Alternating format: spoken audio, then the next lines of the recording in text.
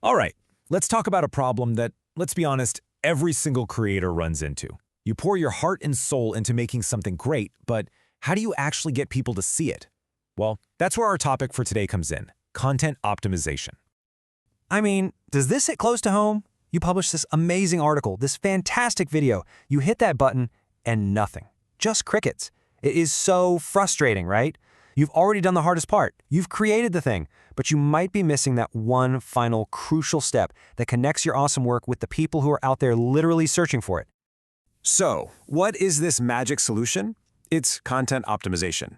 And here's a really simple way to think about it.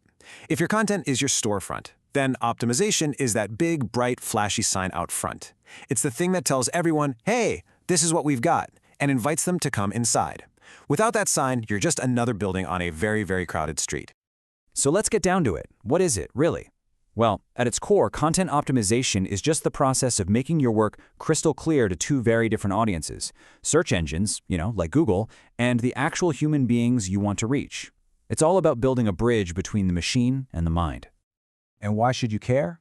Because the benefits are absolutely huge. When Google gets what your content is about, guess what?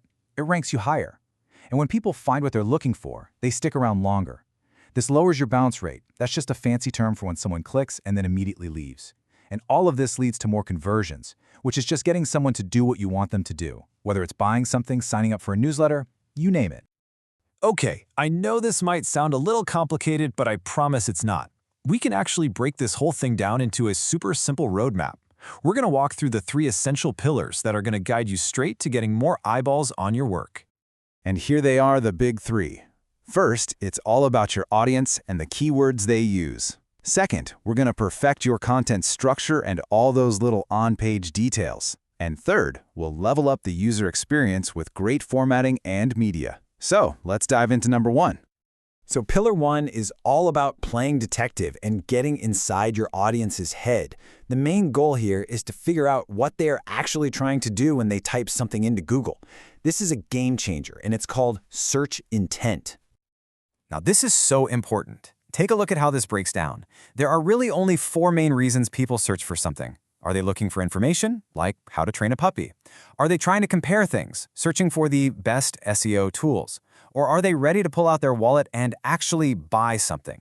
If you can match your content to the right intent, you are already halfway to winning the game. It's that powerful. So once you have your keywords, how do you actually use them? Well, the old school way of keyword stuffing, where you just jam the same phrase in over and over again, that's totally dead. Don't do it. Today, it's about using your main keyword and a bunch of related terms in a way that feels completely natural. So if you're writing about dog training, you'll also want to use phrases like puppy obedience or teaching a dog to sit. Remember, you're writing for a person first and the search engine second, always. Okay, so now we know what we're writing about. Pillar 2 is all about how we present it. This is structure and on-page SEO. And it's really just about organizing your content so it's super easy for both search engines and people to understand. These right here are the non-negotiables. Your title tag, that's your first impression on Google. Your meta description, that's your little ad, your sales pitch to get someone to click. So you better put a call to action in there like learn more. A clean, simple URL helps everyone understand what the page is about. And internal links, they're like building a little spider web that helps both users and Google find more of your amazing content. And this just proves that good structure isn't for the robots. It's for people. Let's be real. Nobody wants to read a giant wall of text. We don't read online, we scan. So using short paragraphs, lots of bullet points, and clear subheadings makes your content so much easier to digest, which keeps people on your page way longer. And that leads us perfectly into our third and final pillar, experience and media. This is the fun part. This is where we focus on making the content not just readable, but actually engaging and, enjoyable to get through. Oh man, just look at the difference here. On the left, you have that classic wall of text we just talked about. It's intimidating. But on the right, you have the exact same info, just broken up. It's instantly more welcoming, more scannable, more professional. This one simple change can be the difference between someone staying on your page or clicking away in 3 seconds flat. And please, please, please do not forget the power of media. A good image or a short video can break up the monotony and explain a really complex idea in an instant. Just remember 2 key things.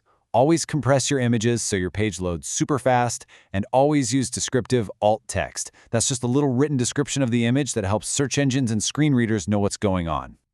Okay, now that we know all the things we should do, it's probably just as important to talk about what we should not do. So let's run through some of the most common mistakes that can completely sink all of your hard work. So here are the big ones. As you can see, trying to trick Google with keyword stuffing is just a losing battle these days. Same with putting out thin content that doesn't actually help anyone.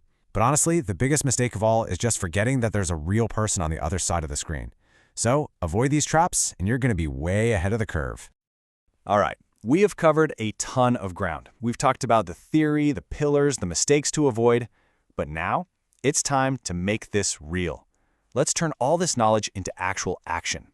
Here you go. A super simple checklist you can use literally right now. Go pull up one of your old blog posts and just ask yourself these 5 questions. Is my keyword in the title? Is the URL clean? Is it easy to scan? Did I link to other relevant pages? Is my main image optimized? This is your starting line.